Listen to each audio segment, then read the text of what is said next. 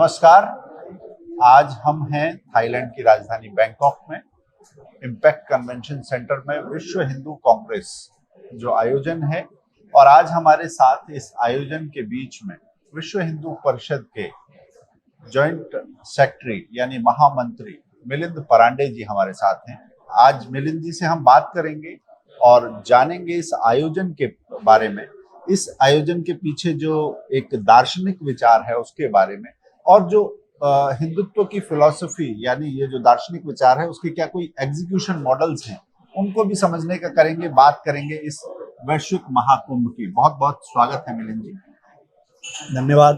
पहली बात तो जो प्रश्न आता है कि हिंदू मन का सागर मंथन जैसा ये आयोजन है, इसके लिए थाईलैंड का चुनाव क्यों? इसके पीछे क्या कोई मन बनाया था? थाईलैंड जैसी जगह क्यों?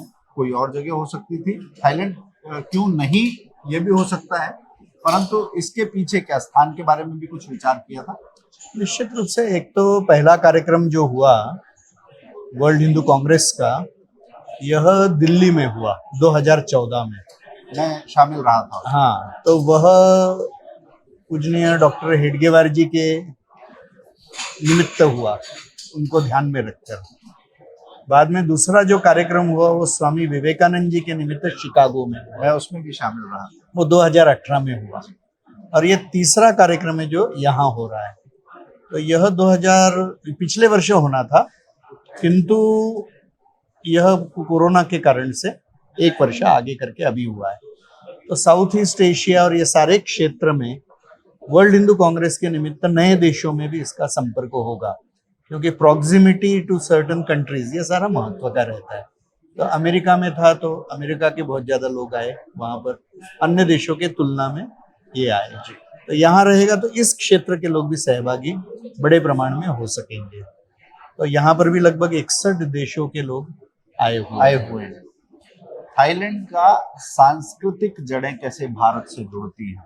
कल मैं यहाँ पर बात सुन रहा था लोगों की, श्याम देश, इस चयन के लिए भी मैं उन सांस्कृतिक जड़ों के बारे में जानना चाहूँगा। पूर्ण दक्षिण एशिया या दक्षिण पूर्व एशिया, ये जो सारा क्षेत्र है यह हिंदू संस्कृति से प्रभावित रहा है हजारों वर्षों से, और इसलिए यह तो एक ऐसा बंध है जो यहाँ पे पूरे सारे देशों के साथ में है। राम जी, रामायण जी, हिंदू संस्कृति, बाद में बौद्ध तत्वज्ञान, सारा विषय यहाँ पर बहुत सैकड़ों वर्षों से यहाँ है। तो इसका महत्व तो बहुत बड़ा है। और थाईलैंड एक ऐसा भी देश है, मुझे लगता है कि जहाँ भारत से आने वाले लोगों को वीसा नहीं लगता है। तो इस यही एक नाता बताता है, रिश्ता, नाता, भाव, हृदय का। तो ये देश बहुत एक तरीके से भारतीयों का, हिंदुओं का स्वागत करने वाला देश है। यहाँ के मुझे लगता है डायनेस्टी को भी राम ऐसा कहा जाता है। हाँ, जब हम एयरपोर्ट पर उतरे थे तो वो भी सुवर्ण भूमि, भारत में शायद लोगों को आश्चर्य हो सकता है, परंतु ये जहाँ पर कार्यक्रम हो रहा है यहाँ से इस जगह का नाम, बैंकॉक का पुराना नाम इंद्रपुरी है, और यहाँ से थोड़ी ही दूर आप चल के जाएंगे, 5 मिनट की दूरी पर भी नहीं है अगर समय में नापे तो। इंद्र की चतुर्मुखी ऐरावत पर सवार बहुत सुंदर प्रतिमा वहां लगी हुई है और उसका लोग पूजन करते हैं। वज्रधारी इंद्र की मूर्ति है, उसका लोग पूजन करते हैं, उसके नियम कायदे भी वहां पर स्पष्ट अंकित है। तो ये बात तो ठीक है कि भारत में जो पला विचार वो यहाँ पर फैला। तो भारत का ये पूरा आंगन कितना बड़ा है, ये हिंदुत्व के इस आंगन को आप कैसे देखते हैं? देखिए, मुझे लगता है कि अनंत काल से यह प्रभाव हिंदू संस्कृति का विश्व के बहुत सारे क्षेत्र में रहा है। हिंदू समाज की संगठित शक्ति जैसे कम हुई, ये प्रभाव भी कम हुआ, और पिछले 1,500-2,000 साल में हिंदू समाज के लिए बहुत आक्रमण का कालखंड रहा है। इस कारण से भी बहुत सारा नुकसान इस प्रभाव का हुआ। अगर आज यह कार्यक्रम भी अपने आप में बताता है वर्ल्ड हिंदू कांग्रेस का कि एक बहुत बड़ा उत्थान हम हिंदू चिंतन का, हिंदू समाज का, हिंदू संस्कृति, धर्म का यह विश्व में देख रहे हैं, और यह इसका एक लक्षण है। यह कार्यक्रम भी होना उसका कि लक्षण एक बहुत बड़ा लक्षण है, क्योंकि जो देश राजनीतिक संकट में 1000 साल तक था और 1947 में एक तरीके से स्वाधीनता प्राप्त हो गई, अभी भारत में स्वतंत्र लाने का प्रयास, तंत्र में भी स्व का जागरण हो। हाँ, वो अब अभी हो रहा है ये का बोध प्रयास। हो। जी। और उसके साथ में जो हिंदू शक्ति का एक उत्थान हो रहा है, और ये हिंदू शक्ति ऐसी कि जो विश्व कल्याणकारी है, क्योंकि हम वसुधैव कुटुंबकम, पूर्ण विश्व को घर मानने वाले लोग हैं। तो इस शक्ति का नुकसान किसी को भी नहीं होगा। ये विश्व कल्याणकारी शक्ति है, मंगल शक्ति है। तो इसी का यह प्राकट्य है। ये जो कार्यक्रम है कि 47 में राजनीतिक स्वतंत्रता प्राप्त हुई और विद इन 75 ईयर्स हम विश्व स्तर पे सोच रहे हैं। जैसे इस यहाँ पर वर्टिकल्स है, तो राजनीति यह वर्टिकल है, इकोनॉमी यह वर्टिकल है, मीडिया यह वर्टिकल है, युवा, महिला, हिंदू संगठन वगैरह वगैरह वगैरह। तो एक समाज वैश्विक स्तर पे इतने पहलुओं को सोच रहा है, यह अपने आप में बहुत बड़ा एक चिन्ह है, सुचिन्ह है। एक समग्रता में सोचने की बात हम करते थे, आपने वर्टिकल्स की बात कही, यानी कि हम रणनीतिक तौर पर विमर्शों का जवाब देने के लिए भी ज्यादा बेहतर तरीके से संगठित हो रहे हैं। देखिए, रणनीति क्या है, हमारा तो भाव कल्याणकारी है ना, इसलिए हम रणनीति किसी के विरुद्ध नहीं कर रहे हैं। मगर हिंदू ने संगठित स्वरूप में एकत्र आना शुरू कर दिया, और हिंदू ने संगठित स्वरूप में स्वयं की सिद्धता करनी शुरू कर दी। और सिद्धता किस लिए? तो अंत में विश्व कल्याण के लिए। यह सर्वेशाम अविरोधेन, ऐसा यह चिंतन है। मगर इतना सामर्थ्य रहेगा कि कोई भी हिंदू के तरफ टेढ़ी आंख करके देख नहीं सकेगा। यही हमारा भाव है। हम तो अपने लिए सोच रहे हैं, हम किसी के विरुद्ध नहीं सोच रहे। हम किसी के विरुद्ध नहीं सोच रहे, मगर कुछ लोग हिंदुओं के विरुद्ध सोच रहे हैं क्या? शक्ति ही उत्तर है सभी समस्याओं का। तो हिंदू इतना शक्तिशाली बने कि कोई यह प्रयत्न ही न कर सके, ये लक्ष्य है। मगर जब शक्ति होती है तो संघर्ष भी होते हैं, और संघर्ष रण में ही हो ऐसा नहीं, विमर्श में भी होते हैं। यहाँ जैसे मीडिया की बात हमने की, या जेंडर डिस्कोर्स की जो बात चलती है, महिलाओं के विषय यहाँ पर है। आपको लगता है कि भारत की जो मूलभूत इन सब विषयों पर एक विचार था कि महिला, पुरुष, परिवार, आपकी राजनीति, इस सब के जो विषय थे, क्या उस आधार पर चोट करने का काम पीछे हुआ है? ये केवल, या फिर केवल रणनीतिक नहीं, राजनीतिक हमले थे, या कुछ उससे ज्यादा बड़ी बात थी? देखिए, यहाँ जो मेरे पास कार्ड है, यहाँ पर भी लिखा है कि धर्म द अडोब ऑफ विक्ट्री। ये जो वर्ल्ड हिंदू कांग्रेस हो रहा है, इसका जो घोषवाक्य है, इसका जो स्लोगन है, या इसका जो लक्ष्य है, या आधारभूत बात है, वह यह है। तो हम जय विजय की भी बात कर रहे, जैसे पूजनीय सरसंघ चालक जी ने उद्घाटन के अपने प्रवचन में कल कहा, तो हम तो जय किस स्तर में, हम धर्म जय चाह रहे, यानी जय में भी धर्म की स्थापना हो, यानी ये जय भी किसी का नुकसान करने वाला नहीं है। धर्म से लोगों को बड़ी घबराहट होती है, क्या वो रिलीजन के फ्रेम में ही धर्म को समझते हैं, इसलिए घबराहट होती है क्या? धर्म तो बहुत व्यापक शब्द है। एक तो हम कैसी उपासना करते हैं, यह उसका एक पक्ष है। उपासना की पद्धति, भगवान की संकल्पना, यह अलग अलग हो सकती है सबकी। किंतु धर्म का दूसरा पक्ष है वो जीवन मूल्य, जिससे समाज की धारणा होती है। यह तो बहुत ही पॉजिटिव है, पर इसका उपासना से एक अर्थ में संबंध नहीं है। तो धर्म सबको जोड़ने वाला, सबका कल्याण करने वाला। तो जो जय की बारे में, जो विजय की बारे में, जैसा पूजनीय सरसंघ चालक जी ने कहा, हिंदू समाज सोच रहा है और जिसके लिए वो एकत्र आना चाहता है, उसमें किसी का भी अकल्याण नहीं होगा। और सबको ध्यान में लेकर, सबको जोड़कर कैसा हम यह कार्य कर सकेंगे, यही संकल्पना है। जो हमारे ऊपर आक्रमण हुए, वो आक्रमण तो हमको नष्ट करने के लिए हुए, लूटने के लिए भी हुए। तो दोनों तरीके से आक्रमण सहन करते हुए भी हिंदू के मन में किसी के प्रति द्वेष नहीं है। आपने जो मिलिंद जी धर्म की जो संकल्पना या उसकी जो परिभाषा बताई, ये बहुत कल्याणकारी और सबके लिए ग्राह्य, सबके लिए रुचिपूर्ण ऐसी लगती है। परंतु दो ऐसी जगह हैं, एक तो राजनीति से अपने तरीके से परिभाषित करना चाहती है, क्योंकि वो एक वोट बैंक को अपने अपने तरीके से पोषित भी करती है। कुछ वोट बैंक उसे खास तरीके से पाल लें, इसलिए धर्म की वो परिभाषा बताते हैं। दूसरा, बाकी जो मजहब हैं, पंथ हैं, उपासना पद्धति हैं, उन्हें भी हिंदुत्व से क्या डरने की आवश्यकता है, या ये अवधारणा कैसे समझाएंगे? उनके लिए क्या गुंजाइश है यहाँ पर? देखिए, एक तो हिंदू धर्म यह प्रिडेटरी नहीं है, नेचर नहीं है उसकी, प्रिडेटरी आक्रामक नेचर स्वभाव नहीं का नहीं है, शिकार करने के लिए नहीं निकले, आखेटक प्रवृत्ति का नहीं है। बराबर, इसी अर्थ में मैं कह रहा हूँ। इसलिए किसी को भी इसके बारे में डर रखने की आवश्यकता नहीं है, और हिंदू समाज का इतिहास भी यही बताएगा।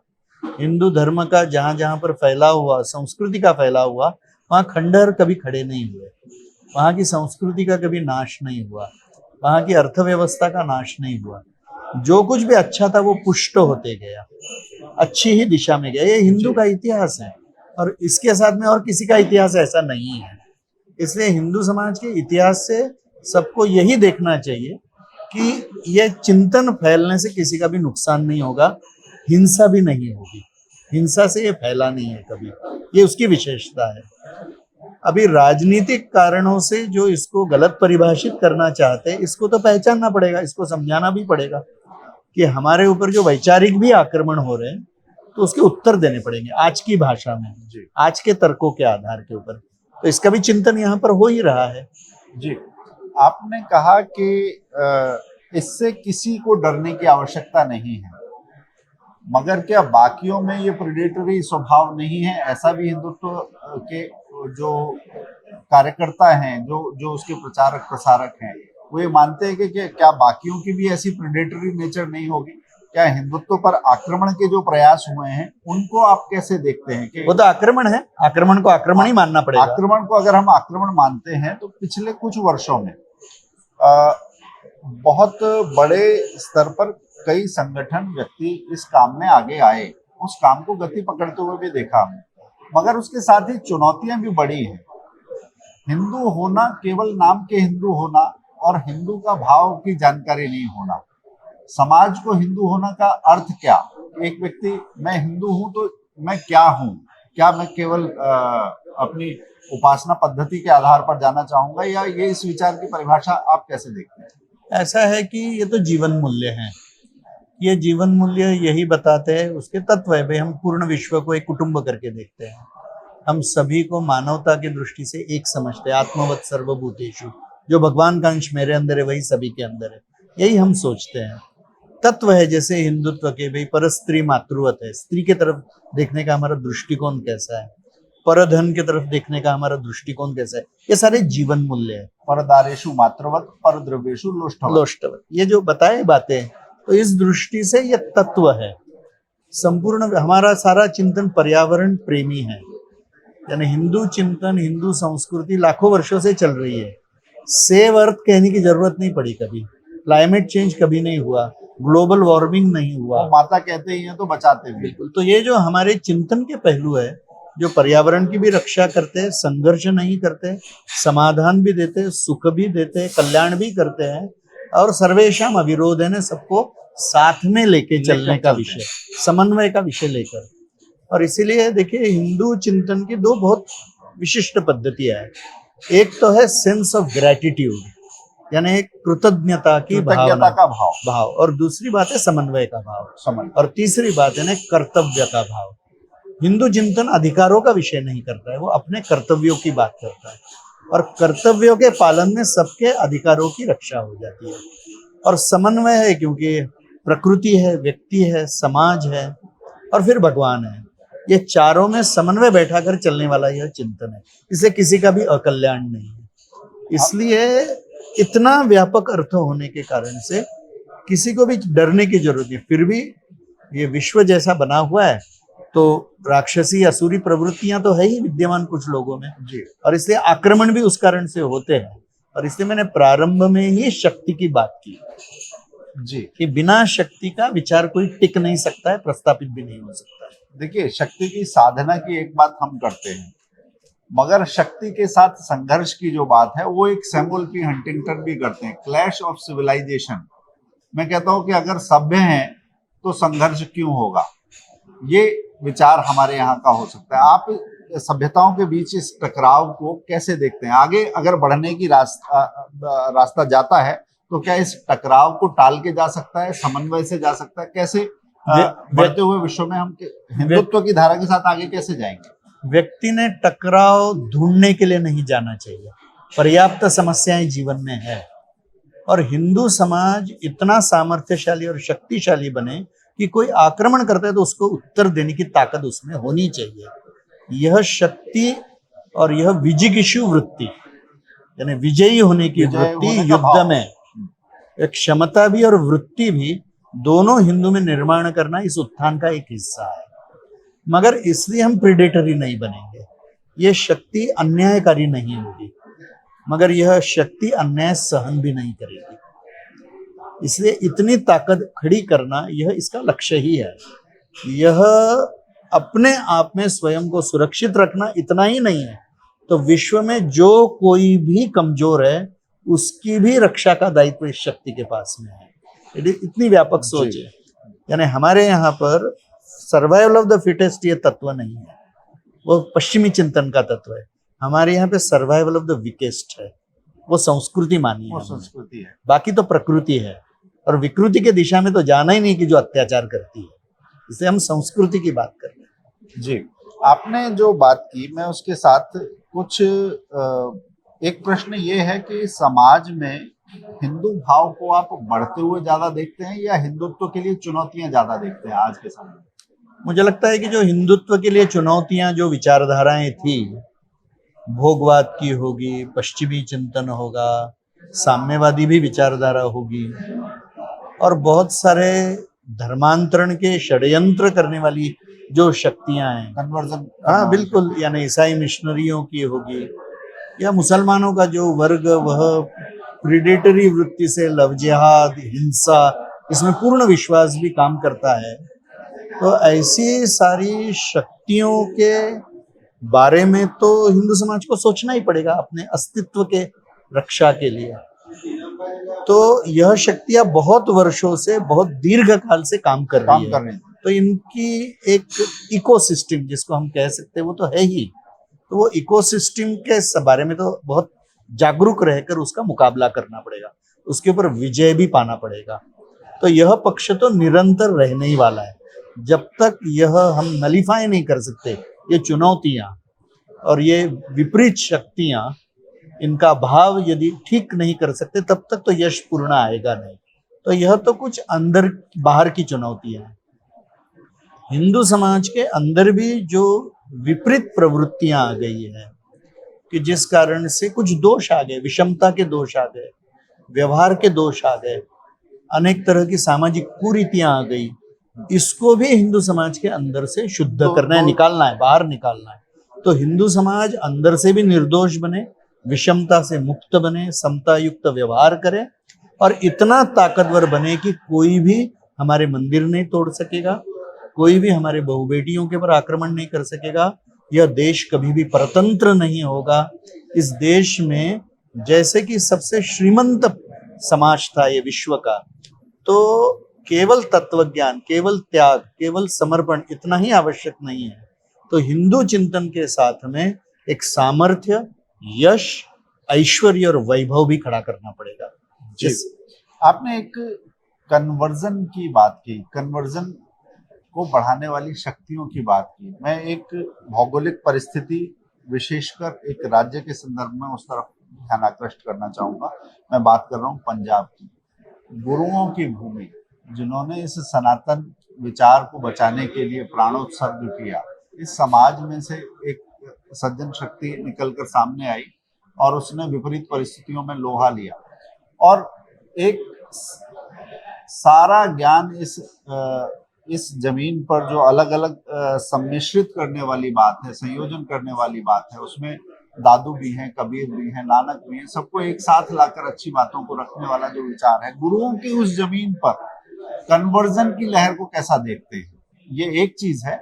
दूसरा, गुरुओं की जो परंपरा है उसमें हम देखते हैं पाकिस्तान पोषित कट्टरवाद भी जड़ें जमा रहा है। ये दोनों चीजों को हम समझना चाहिए। ऐसा है कि पंजाब की भूमि में अभी जो थोड़ी बहुत अशांति दिख रही है, यह तो भाई बहुत छोटा सा वर्ग है कि जो विपरीत दिशा में जाने का सोच रहा है, इसको प्रचारित कर रहा है ज्यादा। हाँ, इसको जनरल बात नहीं समझनी चाहिए, क्योंकि गुरु ग्रंथ साहिब का जो एक तत्वज्ञान है, जो सीख है, सिखों की जो सीख है, वह तो सबको साथ में लेकर चलने की है। इसलिए मुझे बहुत अधिक चिंता नहीं लगती है, भले ही विचित्र घटनाएं हो रही हैं। तत्व ज्ञान हाँ, बहुत और इसलिए और उत्तम है। संपूर्ण समाज उसको मानने वाला है। तो कुछ तत्व जो उग्र स्वभाव के उग्रता कर रहे हैं, वो आज हावी होते हुए भले ही दिख रहे होंगे, मगर वह संपूर्ण समाज की सोच है, ऐसा नहीं उसका मानना प्रतिनिधित्व चाहिए। नहीं करते। बिल्कुल नहीं।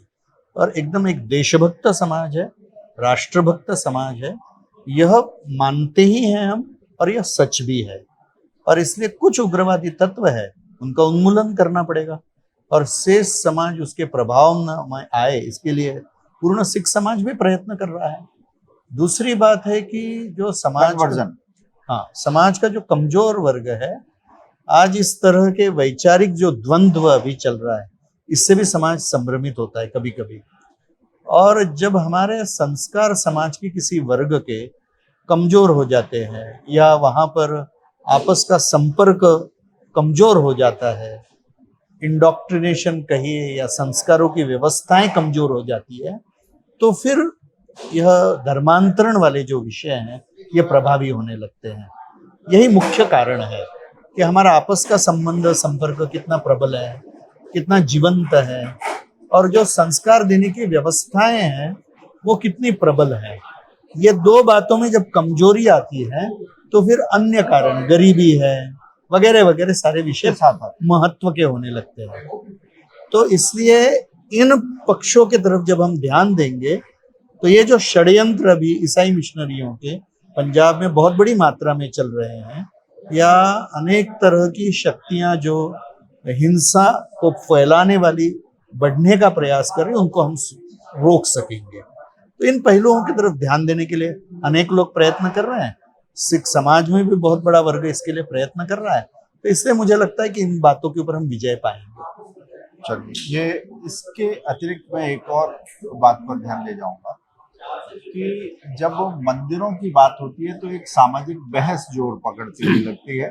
सरकार की तरफ से कोई स्पष्ट बात उस पर अभी तक हमने सुनी नहीं है, मगर जो बहस है वो ये है कि अगर हिंदू समाज में अभी उसका एक चेतना का निर्माण हो रहा है, लोग जागरूक हो रहे हैं कि उसके जो आराध्य हैं, उसके जो देवस्थल हैं, हिंदू समाज के जो मंदिर हैं, आखिर वो हैं किसके, और सरकारी दखल कितनी चलेगी। मंदिरों के बारे में आप क्या सोचते हैं?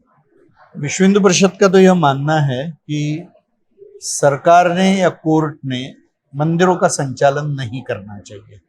हिंदू समाज एक व्यक्ति कोई भी हो, यानी, और हाँ, मुझे लगता है कि कई केसेस में आदरणीय सुप्रीम कोर्ट ने भी यही मत रखा है कि सरकारों का भी या कोर्ट का यह काम नहीं है। मगर इसके बाद भी प्रत्यक्ष व्यवहार में क्या दिखाई देता है कि हजारों मंदिर, मुख्य रूप से दक्षिण के 5 राज्यों में, हर राज्य में ऐसे हजारों मंदिर होंगे कि जो सरकारी नियंत्रण में आ गए। दुर्भाग्य से यह कानून रिलीजियस प्लेसेस का यह ब्रिटिशों के समय ही बन गया था, वो आगे चलना नहीं चाहिए था। मगर स्वतंत्रता के बाद भी इस तरह स्टेट में स्टेट का मंदिरों के बीच में दखल क्यों होना बिल्कुल चाहिए? वही, वो गलत था मगर शुरू रहा। और एक पक्षपात पूर्ण व्यवहार जो दिखता है कि ईसाई या मुसलमानों की किसी भी धर्म स्थल के ऊपर, किसी भी पूजा स्थल के ऊपर सरकारी नियंत्रण नहीं है, वह केवल हिंदुओं के मंदिरों के ऊपर है, तो यह पक्षपात पूर्ण व्यवहार है, यह भी नहीं होना चाहिए। और इसलिए पंथ निरपेक्ष सरकार कही जाती है, सेक्युलर सरकार कही जाती है, तो उसके इस व्यवहार में ये नहीं आना चाहिए। दूसरा पक्ष इसमें ऐसा है कि जो मंदिरों की संपत्ति है, उसका भी बहुत दुरुपयोग, अपव्यय, दोनों भी बातें हो रही है। जिस काम के लिए दानदाता ने, भक्त ने धन दिया है, उसके लिए उपयोग न होते हुए सरकारी कामों के लिए, जिनकी उस देवता या उस धर्म में श्रद्धा नहीं है, ऐसे लोगों के लिए उपयोग हो रहा है। तो मूल तत्व तो यही है कि दानदाता ने जिस काम के लिए दिया, उसके लिए वो धन का उपयोग होना चाहिए, तो यह नहीं हो रहा है, और इसलिए यह बहुत बड़ा संकट है।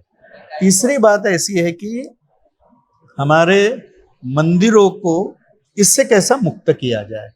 तो अभी कुछ संत, विश्व हिंदू परिषद के कार्यकर्ता, अनेक सुप्रीम कोर्ट के वकील, अनेक हाई कोर्ट के रिटायर्ड जस्टिसेस, कुछ चीफ जस्टिसेस रिटायर्ड, ऐसे सारे लोग आकर इसका एक चिंतन कर रहे हैं, और उस चिंतन में से एक कोई ना कोई सिस्टम, एक मॉड्यूल ऐसा बन रहा है जो निकल रहा है अभी, कि जिस कारण से ये मंदिर यदि सरकार हिंदू समाज को लौटाती है, क्योंकि उसी दिशा में लेकर जाना है, तो वो कैसे लेना और कौन लेगा। तो इसमें दो तीन बातें हैं। एक तो बात ऐसी है कि कोई विवाद होता है तो विवाद सुलझाने की पद्धति क्या रहेगी, तो यह नहीं तो पुनः सरकार के दरबार में या कोर्ट के दरबार में जाना पड़ेगा। तो जो विवाद है अलग अलग, वो सारे हिंदू हिंदू विवाद है। भाई न्यासी यानी ट्रस्टी होंगे या पुजारी होंगे, वहां भाड़े से रहने वाले लोग होंगे, संपत्ति के विषय होंगे, वगैरह वगैरह। और दूसरा विषय पूजा पाठ या संप्रदाय के बारे में हो सकता है। तो ऐसे सारे विवादों का हल निकालने वाली एक व्यवस्था देनी पड़ेगी, और जिसको इसका ज्ञान है ऐसी व्यवस्था वो देनी पड़ेगी। तो यह एक व्यवस्था देना। दूसरी बात जो विश्व हिंदू परिषद मानती है कि मंदिरों के संचालन में संपूर्ण समाज की सहभागिता होनी चाहिए, जो आज कई जगह पर नहीं दिखाई देती है, और इसलिए ऐसी व्यवस्था व्यवस्थापन की देनी पड़ेगी कि जिसमें समाज की सहभागिता होगी। वो कैसे होगी, क्या होगी, यह एक दूसरा चुनौती है। हालांकि मैंने ये देखा कि जूना अखाड़े ने करीब 1000 गांव में ऐसे 1000 मंदिर हैं जहां पर महिला पुजारी है। विश्व हिंदू परिषद के प्रयासों से कई जगह ऐसा भी है कि अन्य अन्य जातियों के पुजारी पूरा सिद्धहस्तता के साथ कर्मकांड का वो अपना कोर्स करते हैं और उसके बाद वो कार्य निर्वहन कर रहे हैं। ये तो होगा ही। मैं एक और बात की ओर ध्यान ले जाना चाहता हूँ कि देश में एक बहस और उठती है कि जब भी किसी मंदिर निर्माण की बात होती है तो कि इतने मंदिर तो हैं, एक और मंदिर क्यों चाहिए, बाकी और प्रश्न भी तो हैं। क्या मंदिर किन्हीं प्रश्नों का समाधान नहीं करता? क्या उसे एक पक्षीय तौर पर देखा जा सकता है? क्या ये बेकार की बात के तौर पर जो उसे लेबल करने की कोशिश की जाती है? समाज को मंदिर क्यों चाहिए? मंदिर हमारे धर्म के भी केंद्र है, समाज के भी केंद्र है, वो बहुत बड़े शक्ति केंद्र है।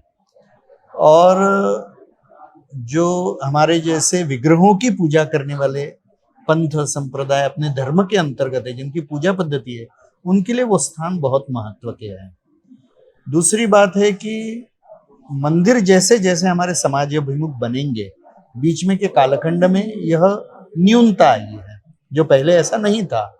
तो समाजाभिमुख बनेंगे तो समाज के शिक्षा के क्षेत्र में, स्वास्थ्य के क्षेत्र में, संस्कारों के क्षेत्र में, धर्म के प्रचार में, ये सारी बातों में इनकी एक बहुत बड़ी भूमिका होगी। और यह भूमिका बनती है तो यह सही अर्थ में जैसे वो शक्ति केंद्र पूर्व में थे वैसे आज भी बनेंगे। इसलिए मंदिरों की बहुत बड़ी आवश्यकता है, क्योंकि वो हमारे संस्कृति के केंद्र है। संस्कृति के केंद्र है, केवल एक वास्तु या एक स्ट्रक्चर मात्र नहीं है। और दूसरी बात, हमारे यहाँ पे हर तरह की विविधता है। हमारे उपासना पद्धति अलग अलग है, पंथ संप्रदाय, भाषा, आवश्यकता है। हाँ, तो इसलिए, और समाज बहुत बड़ा है, समाज बहुत बड़ा है। और आज हम देखेंगे कि करोड़ों करोड़ों लोग मंदिरों में जाते हैं, उनको अनुभूति है इसलिए जाते हैं, अन्यथा कौन जाएगा। एक एक मंदिर में करोड़ों करोड़ों लोग जाते हैं। तो हिंदू जनमानस में इसका अनन्य साधारण महत्व है। और हम इतिहास देखेंगे तो धर्म की रक्षा में भी आज भी हम देखेंगे कि मंदिरों की बहुत बड़ी भूमिका है। अभी जनवरी में एक मंदिर की बहुत बड़ी भूमिका या उसके लिए आपके उत्साह का निर्माण समाज के बीच में दिखाई देता है। मैं बात कर रहा हूँ श्री राम जन्मभूमि की। सदियों के बाद एक मंदिर उसके समाज को वापस लौटाने का समय आया जनवरी में। प्रधानमंत्री जी उस समय वहां पर जाएंगे, मगर उससे पहले वो मथुरा चले गए। प्रधानमंत्री जी के मथुरा जाने को आप कैसे देखते हैं?